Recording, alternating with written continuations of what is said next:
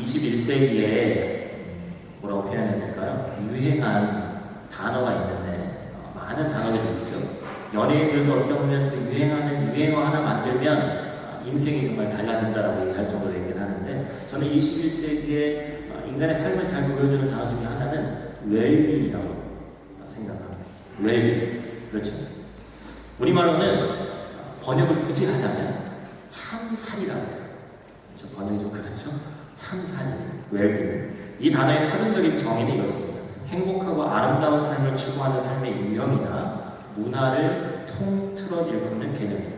이것을 쉽게 얘기하면 행복이죠. 어떻게 하면 행복할 것이다. 그러나 요즘 사람들의 생각으로 웰빙은 건강과 마음의 안정과 또한 그런 것들을 최우선으로 삼는 생활 방식으로 이러한 삶을 지향하는 사람들을 웰빙족이라고 이야기를 합니다. 어떤 면에서 행복을 추구하는 사람들이냐, 여러 매체에 나타난 웰빙족의 생활은 어떠냐면, 제가 참고 도표를 한번 갖고 와봤어요. 잘 안 보이시는 분도 있을 텐데 이런 내용입니다. 우선 유기농 야채와 곡식을 만드는 신선한 건강식을 섭취해야 되고, 내가 웰빙족인지 아니냐 한번 판단해보세요, 여러분들이. 그리고 육류보다는 생선을 즐기고 화학 조미료와 탄산음료, 술, 담배 등 몸에 나쁜 것은 가까이 하지 않습니다. 그리고 대신 몸에 좋을 것 같은 허브티 같은 것을 마시고, 퇴근한 뒤에는 약속을 피하고 헬스클럽이나 요가 센터 같은 그런 것을 찾아가서 정신수련을 하고 심신의 안정과 건강을 관리합니다.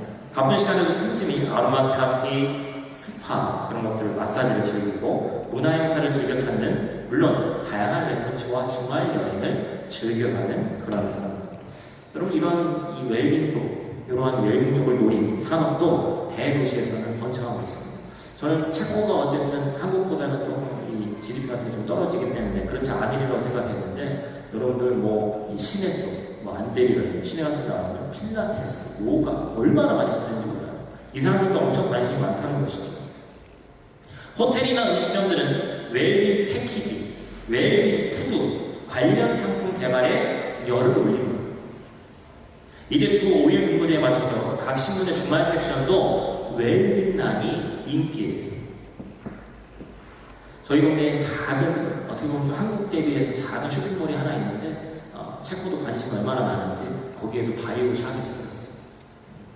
가까운 독일 같은 경우는 제가 독일에 있는 어떤 분한테 들었는데, 좀 이런 표현이, 그분이 직접 한 표현이니까, 독일 사람들은 바이오에 미쳤다, 그렇게 얘기를 하더라고요. 웰빙, 좋은, 내 몸에 좋을 것만 같아요. 그런데 여러분, 이러한 웰빙의 삶을 살면 행복할까요? 어찌 보면 이 웰빙이라는 것도 상업주의에서 나온 것 중에 하나입니다. 소위 웰빙 마케팅이라는 것으로 인기를 끌고 많은 돈을 벌게 되는 것이죠. 실제로 한국에서도 많은 분들이 도시의 갑갑한 삶을 떠나서 귀농했는데, 제가 이런 웰빙과 귀농이나 그러한 삶 자체가 나쁘다 이렇게 얘기하는 것이 아니라 거기에서 많은 또 폐해가 생겨나게 되죠. 여기에서 우리가 생각해야 될 것은 오늘 본문의 말씀의 제목처럼 우리 그리스도인들에게, 일반 사람들이 아니라 그리스도인들에게 행복이란 무엇인가에 대해서 한번 이야기해 보기를 원합니다. 더군다나 성경에서 말하는 행복이란 무엇인지, 오늘날의 많은 사람들이 인간의 행복은 소유에 있다고 이야기합니다. 내가 무엇을 가졌느냐, 또는 내가 어떤 위치에 있느냐, 내가 얼마나 가지고 있고 그것을 통해서 무엇을 할 수 있느냐, 또한 내가 가지고 있는 돈으로 무엇을 가질 수 있느냐. 인간의 행복이 반드시 내가 무엇인가를 가졌는가에 대해서 판가름 나는지 여러분이 한번 잘 생각해 보시길 바랍니다. 심리학자 에릭 프롬이라는 사람이 쓴 책이 있는데, 소유냐 존재냐라는 책이 있습니다. To have or to be 라는 책이죠. 그 책의 내용을 보면 소유형 인간과 존재형 인간이 있는데, 소유형 인간에게 행복이란 분명 갖는 것인데, 그 갖는 것의 끝이 정해져 있어야 정해져 있지 않아요. 한도 끝도 없다는 것이죠. 그에게, 이 소유형 인간에게 궁극적인 행복은 오르지 못할 나무와 같습니다. 그런데 존재형 인간은 어떻습니까? 삶의 의미와 목적을 인간답게 존재하는 데 준단 말이에요. 진정한 인생의 가치와 성공의 삶은 내가 어떤 사람으로 존재하는가에 달려있다. 즉, 인생의 가치나 행복은 소유의 문제가 아니고 존재의 문제다. 제가 말씀을 서두에 이런 얘기를 드리는 이유가 있죠. 오늘 본문의 말씀, 80 말씀은 바로 인간의 복에 관련된 말씀입니다. 오늘 마태복음 5장에서 7장 다 읽으면 좋은데 시간 관계상 읽지 못했는데 1절에서 16절까지 함께 나눴습니다. 여러 가지 별칭이 있죠. 산상수훈, 산상설교, 천국 대헌장 이렇게 불려요. 얼마나 대단한 말씀이면 천국 대헌장이라는 것까지 붙일까. 한마디로 주님이 하신 말씀 가운데서도 특히나 중요한 말씀이라는. 특히 오늘 보면 예수님의 산상수훈의 첫 번째 말씀이고 8복, 8가지 복이라고 불려지는 말씀이죠. 곧 이것이 인간의 행복이다. 예수 그리스도, 나를 따르는 사람은 이러한 삶을 살아가를 핵심적으로 가르치고 있는 매우 중요한 말씀입니다. 여러분, 한국에서도 요즘 설문조사를 하면 기독교에 대한 이미지가 안 좋죠. 특히나 기독교인에 대한 이미지가 안 좋습니다. 여러분, 거기에 대한 이유는 뭔지 다 아시죠? 성경에서 가르친 대로 우리가 살지 않았기 때문에 그렇습니다. 그럼 그 얘기는 성경에서 가르치는 걸 도대체 모르고 어떤 것이 행복한 것이고 어떤 것이 예수를 따르는 사람이 살아야 할 삶이고 추구해야 할 행복인지는 우리에게, 오늘을 사는 우리에게 매우 중요한 것이라는 것이죠. 오늘 본문이 이렇게 시작합니다. 예수께서 무리를 보시고 산에 올라가, 예수님은 자기를 쫓아다니는 무리를 보시고 갑자기 산등성에 올라가세요. 4장 마지막 부분에 보니까 예수께서 온 갈릴리에 두루 다니사 그의 소문이 온 수리아에 퍼진지라 갈릴리와 데가볼리와 예루살렘과 유대와 요단강 건너편에서 수많은 무리가 따르니라. 여러분, 4장을 잘 보면 예수님께서 하신 일이 있는데 이적과 기적을 행하십니다. 대표적인 것이 뭐죠? 병을 고치세요. 여러분, 제가 모르긴 몰라도 지금 이 자리에 눈에 보이는 어떤 병이, 질환이 있으신 분은 없으신 것 같은데 앞으로 나오시라고 해서 여기서 병 한번 고치면 영상도 찍히고 있고 프라 인구가 많지 않기 때문에 제가 볼 때는 한 일주일이면 소문 퍼져서 다음 주에 한 500명 정도 여기 앉아있습니다. 병을 고치는 이적은 그 당시도 마찬가지고 지금도 마찬가지고 어마어마한 일이죠. 인간의 힘을 할 수 없는 것과 같은 그러한 일이죠. 그런데 여러분, 병든 자를 고쳐주는 기적도 오늘날에도 필요한 하나님의 은사가 맞는데 중요한 것은 무엇이냐면 여기에는 분명한 한계가 있단 말이에요. 병을 고쳐서 또 다른 새로운 삶을 살게 하셨지만 영원한 삶은 병 고침으로 얻어지는 것이 아니라는 것이죠. 지금 내 눈앞에서 눈에 보이는 병 고침을 받았다 한들 언젠가 그 사람은 육신은 병들고 결국에는 죽어야 할 인간이라는 거예요. 그렇기 때문에 병을 고치는 것 자체가 복음이 될 수 없습니다. 이게 그리스도인들에게 어떻게 보면 강하게 다가와야 되는 말씀이죠. 복음의 한 단면에 불과하죠. 복음의 한 능력에 불과합니다. 그런데 당시에 우리들은 예수님을 어떻게 따랐냐면 단지 병 고침을 받는 것에 집착해서 많은 사람들이 나도 뭐 하나 콩고물 한번 떨어져 볼까 하는 마음으로 따랐단 말이에요. 그래서 예수님은 바로 산상에서 작정하시고 산으로 끌고 올라가서, 왜냐면 산으로 올라가는 중에 한국 저기까지 올라가는 사람이 있었겠죠. 따라올 사람만 따라오라는 거예요. 나름대로 진짜 되기를 구별해서 앉혀놓고 아까 우리 영상에서 봤듯이 갈릴리 호수, 갈릴리 바다가 보이는 그 좋은 풍경에서 산상수훈 설교를 하고 계신 거예요. 본문의 말씀에 써있지는 않습니다만 뭡니까? 귀 있는 자는 들으는 거죠. 이게 바로 진짜 복음이다. 내가 말하는 것이 진짜 복이지 눈앞에서 병만은 않는 것이 진짜 복이 아니라는 거예요. 그래서 한 신학자는 오늘 본문을 성경의 축복산이다 이렇게 이야기하고 있어요. 이제 예수님께서 이 축복산에서 가르치는 것을 생각해 봅시다. 우리 1절에서 3절 말씀을 우리가 직접 읽진 않았으니까 한번 이 시간 같이 한번 읽어보길 원합니다. 같이 읽습니다. 예수께서 무리를 보시고 산에 올라가 앉으시니 제자들이 나아오자 입을 열어 가르쳐 주시되 심령이 가난한 자는 복이 있나니 천국이 그들의 것임이니. 당시 랍비들은 본인들의 권위를 위해서 이렇게 서서, 그때 당시에는 서서 이야기하는 것이 아니라 이렇게 좀 약간 기울게 앉아서, 유대 문화가 그랬어요. 선생님이기 때문에 좀 앉아서 다 같이 좀 편안한 상태에서 듣는 거죠. 심령이 가난한 자는 복이 있다. 이 천마디를 원문에서 직역보면요, 우리는 이렇게 해석이 됐지만 심령이 가난한 자는 복이 있습니다 이렇게 번역이 됐지만 그렇지 않습니다. 심령이 가난한 자는 복이 있느니라 선포하고 있어요. 원문을 보면 이렇게 하면 복이 있을 거야, 복이 있을지도 몰라가 아니라 복이 있다라, 강력하게 선포하는 거죠. 이것은 어떻게 하면 선포할 수 있냐면 주님 자체가 복의 근원이시기 때문에 그 복을 선언할 수 있는 겁니다. 우리가 아까 찬양했죠? 찬송가 28절 복의 근원 강림하소서. 여러분 우리 찬양은 참 잘하고 있죠.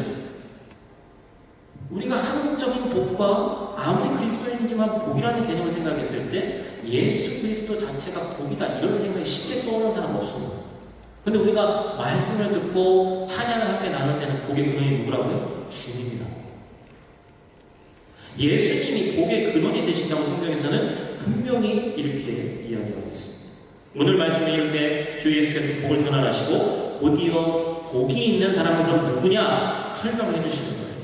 그러면 누가 복이 있는 사람입니까? 복이 있도다. 누구? 곧 심령이 가난할 때 시작해서 의를 위하여 박해를 받는 자까지 8가지의 그런 상황에 대해서 사실 한 절 한 절 심도 있게 해서 8주 정도 강의 설교를 해야 되는 내용인데 제가 한 주에 걸쳐서 그냥 설교를 하니까 좀 짧지만 여기에서 그러면 전체를 다 볼 수는 없지만 이 8가지 팔복에서 우리가 얻을 수 있는 것이 무엇이 있을까 제가 대표적으로 2가지만 말씀을 드려보려고 합니다.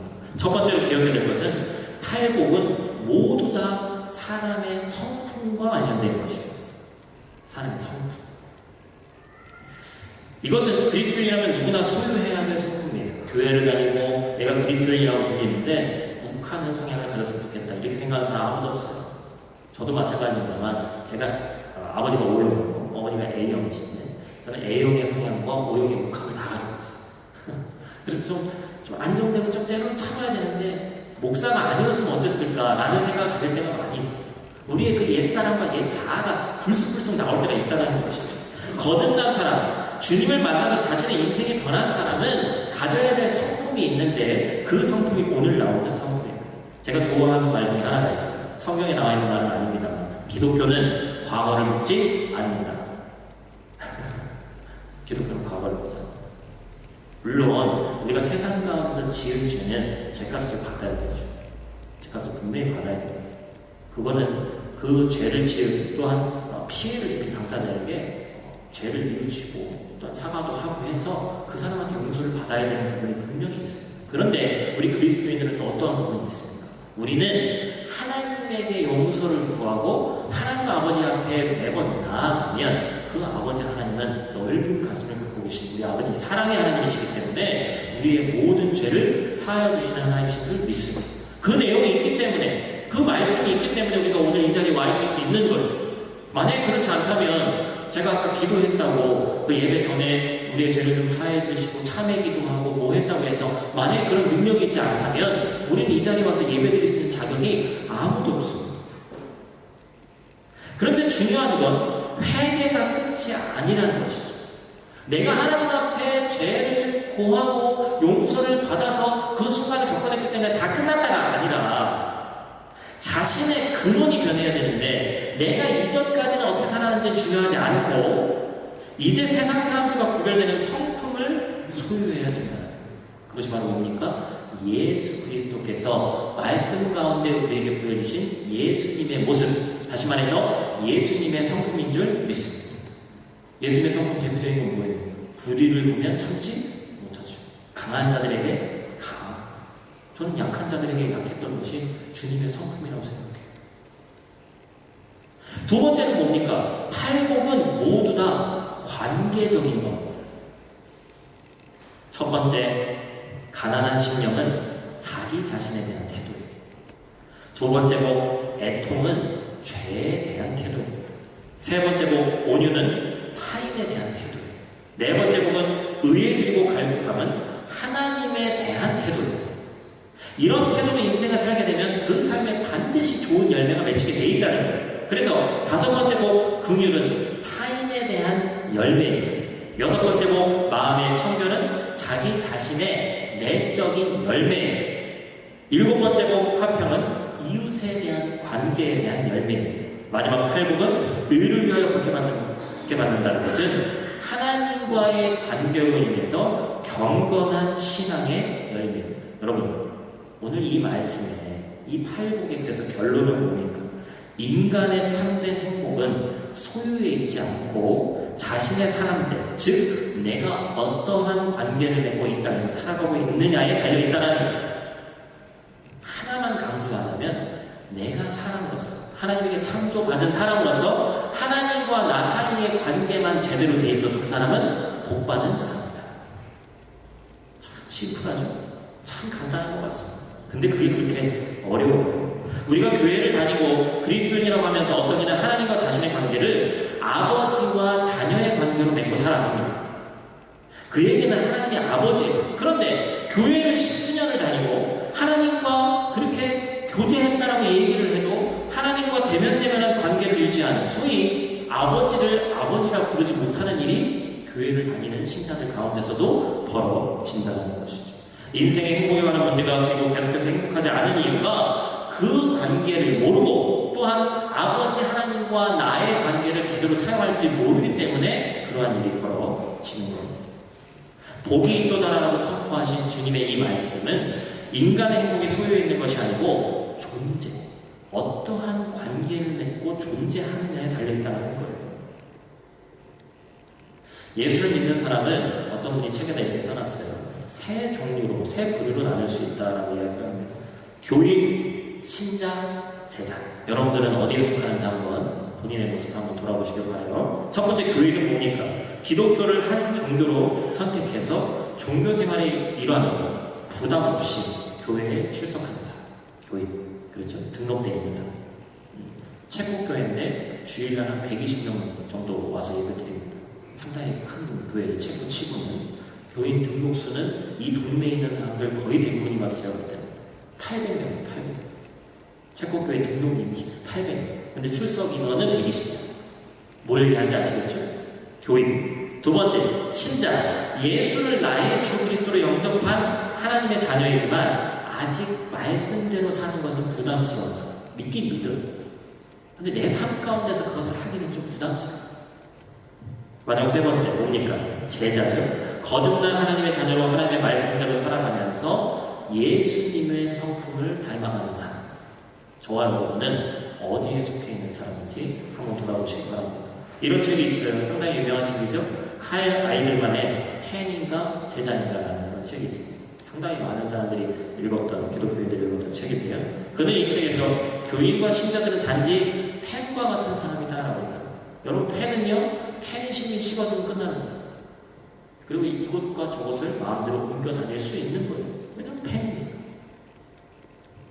그러나 제자는 말씀대로 살아가려고 노력하는 자들, 마치 제자들이 참 인생의 스승을 만났을 때 그는 내 육신의 아버지와 같습니다 라고 고백하는 것 같은 삶을 사는 사람.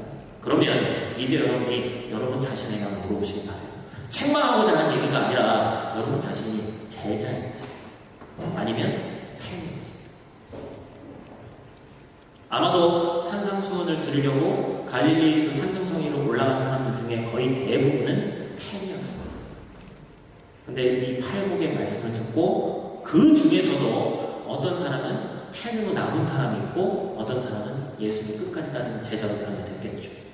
여러분, 아까 제가 영상을 왜 보여드렸냐면 그나마 우리가 직접 가지 못하지만 저도 이스라엘 지금 유럽에 나와 사는데 예루살렘 그 성교순례 한 번도 못 해봤어요.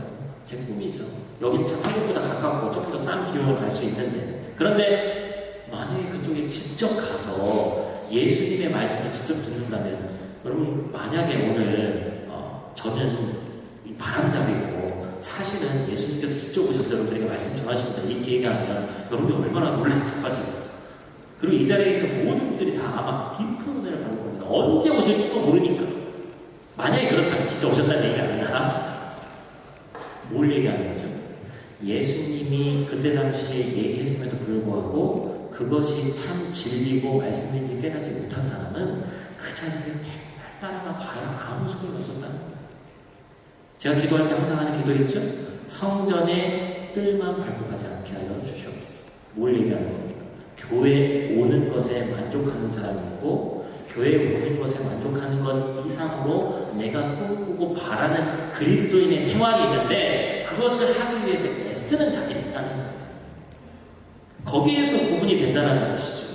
우리는 만약 하나님이 내 아버지가 맞다면 더 구하고 하나님과 더 친밀하기 위한 노력을 해야 됩니다.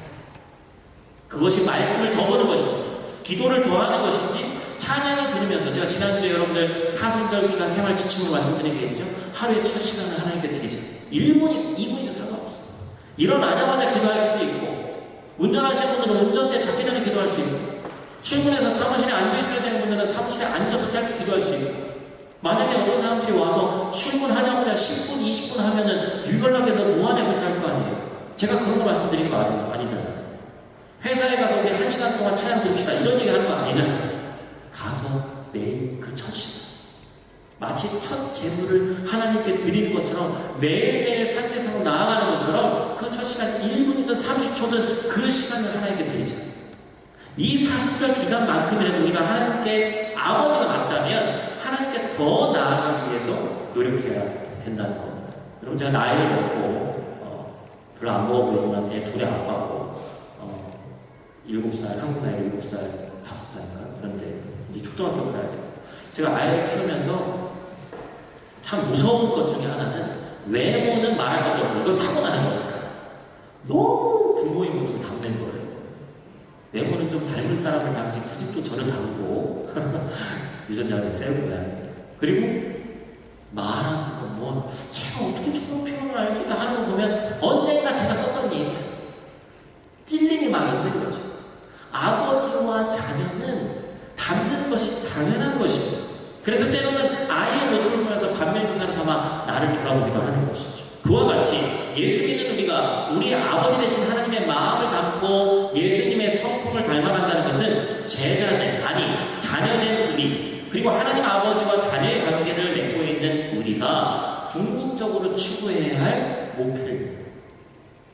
여러분, 이제 마지막 결론입니다. 13절 이하에 보니까 결론이 나와져 있죠. 13, 14, 15, 16절 말씀 같이 한번 읽어보겠습니다. 너희는 세상의 소금이니 소금이 만일 그 맛을 잃으면 무엇으로 짜게 하여 후에는 아무 쓸데없어 다만 밖에 버려져 사람에게 밝힐 뿐이니라. 너희는 세상의 빛이라. 산 위에 있는 동네가 숨겨지지 못할 것이요 사람이 등불을 켜서 말 아래에 두지 아니하고 등경 위에 두다니 이러므로 집안 모든 사람에게 비치는다.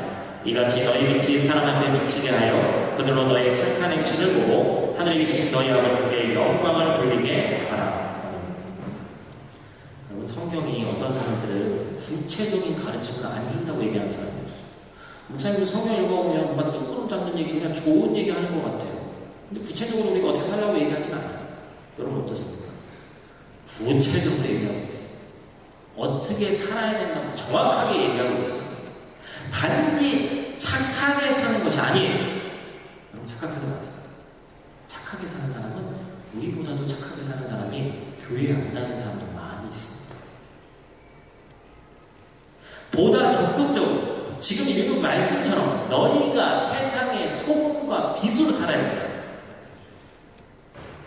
복받은 우리가 단지 착하게 사는 것을 넘어서 하나님과 아버지의 자녀의 관계를 맺고 있는 우리가 그 관계를 힘입어서 어떻게 살아야 될지를 정확하게 얘기하고 있는 거예요. 여러분, 우리 교회 성도들은 지금 또 여행 중에 오신 분들 물론 계십니다만 프라하라는 땅, 이국 땅에 살고 있습니다. 제가 가끔 가다가 고국이 그리울 때 한국과 우리 집과 저희 충남 공주에 있는 저희 집이 있는데 몇 킬로 떨어져 있나 한번 해보거든요. 8,400km가 좀 떨어져 있어요. 400km 운전하고 가려고 부담스러운데 우리가 비행기 타고 다니니까 덜 부담스러울 수 있지만 8,000km가 누구의 가만히 생각하다 보면 내가 어떡하다 여기까지 와있지? 이런 생각 들 때가 있어요. 우리가 뭐 신앙적으로도 목사니까 기도하는 가운데 마음에 감동이 와서 하나님이 아브라함을 보낸 것처럼 저를 여기 보냈어요. 저도 그러고 싶은데 꼭 그렇진 않아요. 어느 날 눈 뜨고 눈 감고 떠보니까 진짜 여기 와 있는 것 같은 그런 기분이 들어요. 우리가 외국에 살고 있어요. 어찌 보면 도전 정신을 가지고 한국보다 조금 더 나은 생활을 하기 위해서 나와 있는지는 모르겠습니다. 그러나 이것이 우리가 해외에 나와서 살고 있는 것이 아니면 해외 여행 와서 하나라도 뭔가를 더 잘 보고자 하는 것이 단지 웰빙으로 끝나서는 안 되는 거예요. 그냥 좀 삶의 질을 높이기 위해서 다른 사람들은 못 가고 못 사는 곳인데 한번 마음에 결단하고 와서 요즘에 좀 죄송합니다. 한국에 오신 분들 미세먼지 피해서 미세먼지 없는 곳으로 단지 와가지고 난 여기 사니까 좋다 제가 인스타하고 페이스북을 제 개인 얘기는 거의 안 하고 교회 때문에 하는데 한국에 있는 청년들이 자꾸 댓글을 달아요. 목사님 한국 못 살겠어요. 미세먼지가 너무 많아요. 채권 어디 다른 데로 이민 가야 되겠어요. 이민을 준비해야 되겠어요. 할 말이 없어요. 제가. 얼른 와. 이렇게 얘기해도 뭐하고.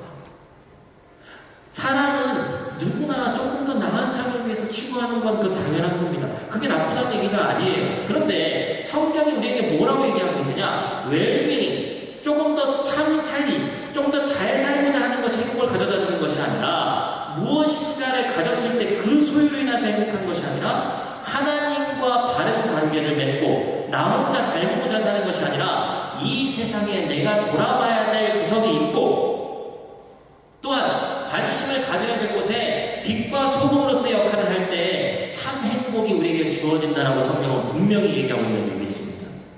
여러분 여행하는 것, 외국에 와서 사는 것 물론 좋습니다. 우리의 삶의 질을 높이는 것 물론 좋아요. 그런데 그것보다도 우리가 그리스도인이 맞다면 하나님의 자녀가 맞다면 그것 외에도 신경 써야 될 부분이 있으니 어두운 곳에 우리가 빛을 밝히는 역할을 해야 되고 소금이라는 것이 무릎에 살다 보니까 별로 긍정적으로 와닿지가 않아요. 이놈의 나라는 왜 이렇게 소금을 많이 넣는지 모르겠어요. 짜지만 않아도 맛있어. 근데 여기서 말하는 소금은 그런 의미의 소금이 아니죠. 방부제와 같이 썩어지지 않게 하는 그런 소금을 의미하는 것이죠. 그 소금으로서의 역할을 해야 될 것들이 있습니다. 여러분, 내가 주변에 조금 더 관심을 가져야 할 내 형제 자매 누가 있는지 한번 돌아보시기 바랍니다. 예수님이 6장에서 산상수훈의 결론으로 어떻게 말씀하셨는지 아세요? 여러분들 6장 33절 말씀이죠. 한번 같이 읽어보겠습니다. 같이 읽습니다. 그런즉 너희는 먼저 그의 나라와 그의 의를 구하라. 그리하면 이 모든 것을 너희에게 더하시리라. 이것이 오늘 말씀의 결론입니다. 산상수훈의 결론 뭐예요? 우리는 우리끼리 모임을 만들어서 잘 살아보겠다고 모인 사람들이 아닙니다. 유대인들이 하나님의 말씀을 먼저 받았음에도 불구하고 하나님의 말씀을 구약만 이해하는 바람에 잘못 이해했죠. 자신들만 선민이고 자신들끼리 개표를 만들어서 어디를 가나 유대인은 유대인 지구가 따로 있습니다. 자기들만 의로운 거예요. 그것은 세상의 빛과 소금으로서 역할을 하는 것이 아닙니다. 자기들끼리 잘 먹고 잘 사는 거죠. 우리끼리 모임을 잘 만들어서 잘 살아보겠다고 모인 것은 세상의 어떤 모임들, 여러분들이 교회 다니지 않는 사람들의 모임도 충분히 가능한 것입니다. 우리는 하나님의 말씀에 관심이 있지만 오히려 우리 주변에 믿지 않는 사람들은 우리의 행실에 관심이 있어요. 그 사람들은 하나님의 말씀에 별 관심 없습니다. 교회 다닌다고 하는 우리의 행실에 관심입니다. 교회 다닌다고 하는데 어떻게 사나 그걸 쳐다보고 있단 말이에요. 성경은 천국, 즉 죽어서 가는 내세의 하나님 나라 못지않게 뭘 중요하게 여기고 있냐면 이 땅의 그리스도인의 제자된 우리들이 하나님의 나라를 어떻게 만들어갈 것인가에 대해서 중요하게 여기고 있습니다. 근데 저도 어렸을 때 그랬고 한국에서 신학교 지나면서 한국 교회에서 가르치기를 뭘 가르쳤어요. 어떻게 사는지 중요해요. 우리 교회, 우리 성도 모여가지고 우리끼리만 뭐하고 뜨겁게 기도하고 우리끼리만 예배하고 이게 중요하다고요. 물론 예배하고 기도하는 게 얼마나 중요한 일입니까? 그런데 중요한 것은 내가 어떻게 예배하고 기도한 내 삶 가운데 저 밖으로 나가기만 하는 세상인데 그 세상 가운데서 어떻게 사느냐가 중요한 거예요. 제가 여러분들 해외에서 살면서 좋은 것 중에 하나가 있어요. 한국에서는 진짜 아무것도 아닌데 여기에서는 귀한 것들이 있거든요. 대표적으로 뭐가 있을까요? 예를 들면 이사 온 집이 있어요. 근데 한국 숟가락하고 젓가락, 여기 젓가락 구하기 쉽지 않습니다. 물론 뭐 마트 같은 데 가면 파는 데도 있는지 모르겠습니다만 대부분 포크가 있지 젓가락 없어. 그런데 한국에서 뭐 어느 집에 젓가락이 없다고 저한테 달라고도 안 하지만 만약에 젓가락 빌려주면 그런 거 없다고 하죠. 근데 여기서는 젓가락 하나만 나눠도 엄청나게 저한테 감사해요. 저도 마찬가지예요. 한국에서 되게 별것도 아닌 것들인데 여기서 뭔가 조금 나누잖아요. 얼마나 제 마음 가운데서도 기쁜지 몰라요. 뭔가 대단한 일을 한 것 같아요. 소유하는 게 참 행복이 아니라 나누고 내가 갖고 있는 모든 것들 더 막 나눠주려고 할 때 진정한 행복이 느껴지더라고요.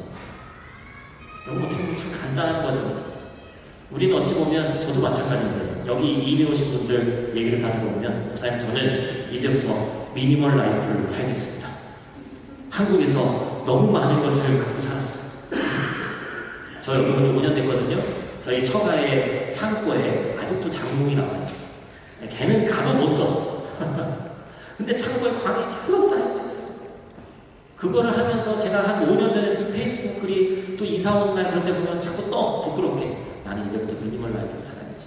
작년에 저희 집 이사했거든요. 이사할 때 보니까 2.5톤 트럭 하나에 다 들어가 있단 말이에요. 이미 또 너무 많은 것을 소유하고 사는 거예요. 우리는 점점 가지려고 하지 뭔가를 그런 정도 나누려고 하지 않습니다. 그러면 이게 어떻게 된다는 거예요? 내가 의지를 갖고 하나님의 자녀답게 노력하지 않으면 할 수 없는 일이라는 걸 얘기하는 거예요. 사랑하는 성도 여러분, 우리가 이 땅에서 그리고 우리 공동체는 하나님의 나라를 추구해야 됩니다. 하나님의 나라는 소유에 있는 것이 아니라 하나님의 나라는 나눔에 있고 내 옆에 있는 형제 자매들과 어떻게 관계하느냐, 또한 위에 있는 하나님과 어떻게 관계하느냐에 따라서 하나님 나라가 이 땅에 임할 수도 있고 그렇지 않을 수도 있습니다. 우리 시간 함께 찬양하며 나아가기 원하는데